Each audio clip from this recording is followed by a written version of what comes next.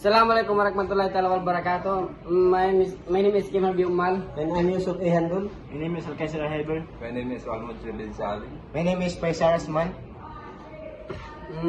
Let's talk about essential amino acid and non-essential amino acid. And the essential amino acid, the 10 types. Number 1 is arginine, histidine, isoleucine, leucine, lysine, methogen, phenylalanine,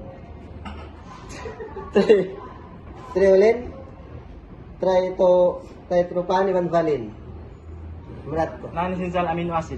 Alanine, asparaginine, asparatic acid, asparatic acid in glutamine. In glycine, in proline, serine in tyrosine, in glutamic acid. The function of essential amino acids are crucial for human health because our body cannot synthesize them. We must obtain them through our diet. These amino acids serve as the building blocks of protein. The function of non-essential amino acid, by contrast, are synthesized by the human body. Sir, yari sir note na mo para kay mo. Thank you.